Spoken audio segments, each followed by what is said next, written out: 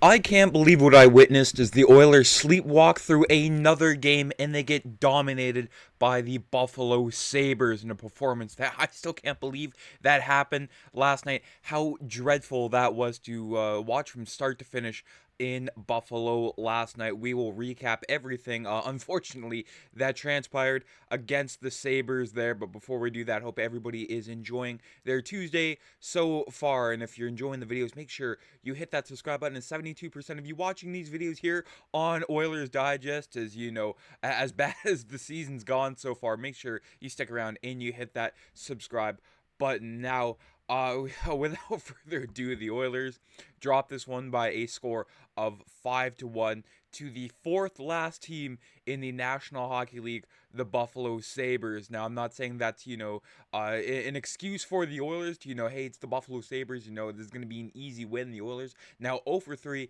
in their last three attempts against the Sabres in Buffalo. So this team just looks lost. I'm not going to put the scoring summary. Jack Roslovic continues his heater. He's the only Oiler that pretty much showed up consistently from start to finish for the Oilers, and it seems to be that way whenever the Oilers lose a game. The one guy you can count on is Jack Roslovic and Vasily Podkolzin to an extent there. But I mean, when other media around the NHL are clowning the Edmonton Oilers for their goaltending. Now, I'm not saying it was completely Stuart Skinner's fault.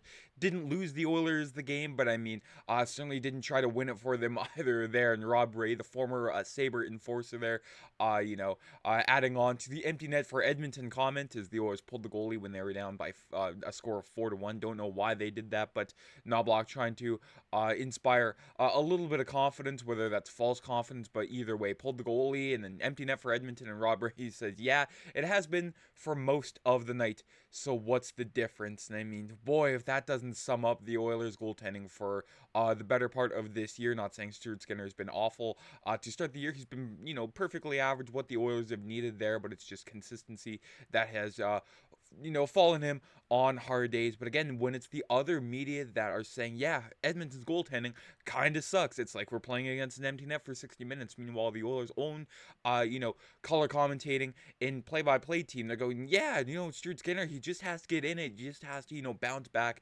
Nothing from the Oiler commentary team there. Sometimes you gotta call it like you see it instead of trying to make excuses for your own team. But the Oilers losing that one by a score of 5-1. I mean, at this point, you may as well try to pull a Millhouse here and tie Stuart Skinner to the net here. Certainly worked for the hockey team in Springfield. Trying to put a little joy into these video, folks. It's not hard after an Oilers loss there, but perhaps a Millhouse may work for number 74, and to an extent number 30, Calvin Pickard. He might need it more than Skinner here, but the high danger chances, Edmonton dominated at 5-on-5 in the high danger chances. They're 16-6 against the Buffalo Sabres. Yeah, the Oilers tried to limit their rush offense there in Buffalo, but the Sabres just all over the Edmonton Oilers in the offensive zone there. I'll show you the heat map in both offensive zones, and it was a tale of two teams last night there. Sure, the Corsi and the Fenwick sort of even, Edmonton even out shooting the Sabres 5-on-5, but a majority of those were just, weak point shots. And I said in yesterday's video, the preview against the Sabres, the Oilers susceptible to those awful point shots. I don't know why they think they work, but last night they just continued that formula of trying to put that square into the circle there. Not even traffic in front last night to Colton Ellis, who looked like a superstar, even though that was his fourth NHL game last night. But again, on the deserve to win meter, Edmonton dominated in all facets of the game there against the Sabres. I mean, that was just poor. That was a poor effort. If you're a Sabres fan, you're like, wow, we just dominated the Edmonton Oilers. I would hang that hat on a coat rack, but for the Oilers, just they look lost, and I don't know where they're gonna go from here. There, Knoblauch and McDavid and Draisaitl and all the other players on the team after the post game saying, "I don't know what's going on, but we have to fix it." Yeah, you don't say. You really do have to fix it. You have to show us how you're going to fix it. But right now, it's just more of the same, more point shots and just no offensive creativity or rush chances there. I mean, the defensemen will have the puck waiting to break out when all three forwards have sprung the zone there. Now, I mean, what are we doing? The Oilers are all about the rush chances there, but you'll have a better chance of, getting an odd man rush if you have, at least, two of your forwards in your own zone there instead of trying to pray for a Hail Mary every single time you go to break out of your own zone there. I don't know if that's, a new systems issue, if that's just the players struggling to adapt, if it's on the personnel, if it's on even the coaching himself there, of just trying to, again, force things when they're absolutely not needed. But for the Buffalo Sabres to, this is worse than the Colorado game, in my opinion. I mean, sure, 9-1 is 9-1, but these are the Buffalo Sabres, folks. A team that is missing, at least 4 or 5 players, Zach Benson, Jason Zucker, Yuri Kulik, and Michael Kesselring on the back end there. They were missing a good chunk of forwards. Sure, the Oilers missing Ryan Nugent-Hopkins, but that doesn't equal out whatsoever there. But it's the Buffalo Sabres, and the Oilers, squeaked out a win against the Carolina Hurricanes there and the Philadelphia Flyers, and you're going into this one saying, okay, this is the game where we need to get back on track there. And again, Buffalo used this game to get back on track against the Oilers. Taking a look at the hockey stat card here, it is looking like a staircase coming from the left there. If it was, just disastrous and all, sorts of the word there. Darnell Nurse, either fire him into the sun or make him a winger. I'm so sick of this guy killing the play with his point shots, or just, killing, the play in his own zone there, not detecting anybody in front of the net. That's how Noah Ostlund of the Sabres got his first goal last night. They're completely undetected going in behind Darnell Nurse, and Darnell Nurse is, shrugging his shoulders. And what happened? Well, Darnell, you let him go behind you. That's what happened there.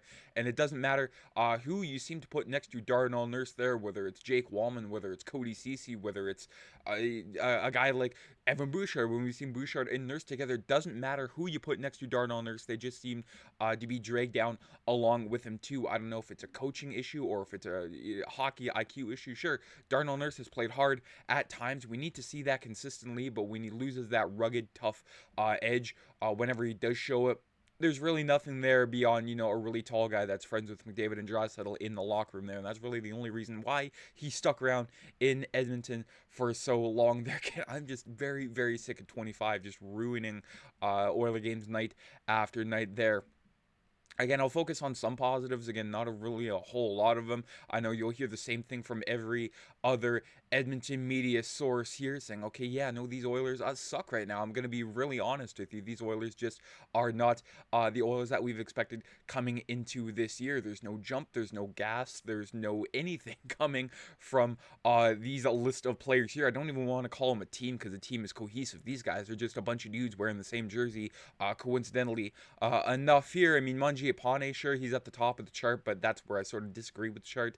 I thought, Rozovic and Savoy were the two best Oiler forwards last night there, but again, just a whole lot of nothing coming from these guys. Wallman, Nurse, Kulak, and Regula have been very inconsistent as of late. There, don't know what's happened to Brett Kulak, and the other guys. The bottom six has just been leaking chances in goals against. I showed you, the chart the other day. The Oilers' bottom six were on for 9 goals, 4 and 28 goals against there, or that's without McDavid and Draisaitl on the ice there. So they're minutes munching, and they're really not doing a whole lot else there. But this team, it's still, before American Thanksgiving, the litmus test of who's going to make the Stanley Cup playoffs, or we have a very good idea who's going to make the playoffs, but just nothing from this group is, making me think, hey, you know what? So they're going to turn it around like they always do.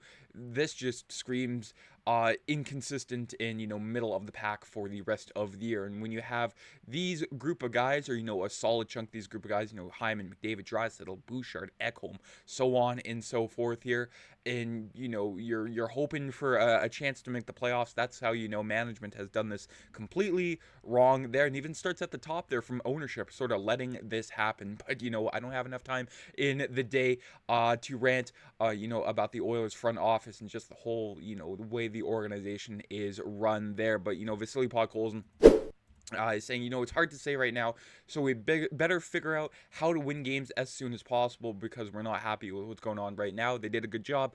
They being Buffalo, they played simply because of how they scored their goals, so there's not much to say here. It's just another game, so we got to be ready to play against Washington. Not much to say, but we better figure it out as soon as possible there. Podkolzin, one of the only Oilers that showed some sort of heart last night, fighting Peyton Krebs of the Buffalo Sabres after Krebs laid Connor McDavid out earlier in the period. Podkolzin, took note of that, and then heading into the dressing room there, or before both teams headed into the dressing room, Podkolzin in a very spirited tilt there against Peyton Krebs. Podkolzin is sort of that sleeper guy. Yeah, you don't know, but he's gonna knock you out if he really wants to. And then Knoblauch, saying, the same thing he always says after loss. We're always disappointed after any loss, and we've always got expectations that we can be better. We want to work on things like if it's our breakout or our O zone play. Well, it's more so your D zone play there, Chris. But there are a lot of things that we can get better at to make our team harder to play against. Right now, I think we have a lot to clean up, and that is the understatement of the day. You have more than a lot to clean up. You have everything to clean up there, and that includes clearing out the front of the net. Not just that, but again, just the point shots. I mean, you take a look at the left side here. The Oilers, at the point, they're controlling the puck and then killing the play by shooting it into Colton Ellison. Meanwhile, the Buffalo Sabres not really using the point as much. Sure, they did a little bit, but not to the extent that Edmonton did last night, and they were all over Stuart Skinner last night in front of the crease. Again, Stuart Skinner didn't lose the team this game, but you know what? Sometimes, a big save here or there could spark your team to do what? Who knows? But there's always that possibility in the back of your mind there. And then Darnell Nurse, as I mentioned, completely poor, and that's what it says. Tier of wins provided in the top pair role, even though he's more so just a second pairing guy with either Jake Wallman or Alec Regula, but just nothing he's done right so far. Even the elite shot efficiency here, there's nothing efficient about his shots whatsoever. They just go into the crest of the goalie or they get blocked there. That's the only thing that apparently he's doing right, even though it is completely wrong there. 5-on-5 offense, nothing there. 5-on-5 defense, there's nothing more there than the 5-on-5 offense when 18% is better than 5% there. Nothing more to say about it than, just look at the chart and how how much he's paid for and what he's providing. I mean, the return on investment there is at an all-time low here for Darnell Nurse. Again, like I said, make him a winger or just put him up in the press box until he wants to wave and go somewhere. So the Oilers have their hands tied in this situation here. I'm not even going to hope it gets better because we know what kind of player he is 10 years into his tenure here with the Oilers. It's been that long. I know, I can't believe it's been that long, but just the type of player that he is. The last time I saw him be somewhat useful was with Ethan Bear there. And you know how long ago that was? That was 6 years ago there in the 2019-2020 season. That's been a very long time since Darnell Nurse has done anything with the Oilers that's been, even remotely good there. And the Oilers, again, just losing to the fourth last team in the NHL. And the Oilers lost to two teams on this list, including the St. Louis Blues there. And if you thought it's going to get any better, well, it's absolutely not going to be that way. They're up against the Washington Capitals tomorrow night, and it's a back-to-back, which is just puts the cherry on top here. It's a back-to-back with the Washington Capitals and the Tampa Bay Lightning, and then the dreaded Stanley Cup rematch against the Florida Panthers there on Saturday in Florida. So if you haven't seen that building enough already, Saturday will just be one more game. But that is it for today's video, folks. Give me all your thoughts from last night. That's all I'm going to ask you. Just give me all of your thoughts there, and I'm very curious to see what you all have to say in the comments there. I think we all pretty much have the same thing on our mind here. It's been one hive mind with the Edmonton media this morning there, saying what went wrong for the Oilers, and the answer, absolutely everything. And then when you're down there, when you're giving me your thoughts, make sure you hit that subscribe button if you haven't already. Take care. Have a great rest of the day, folks. I'm Matt.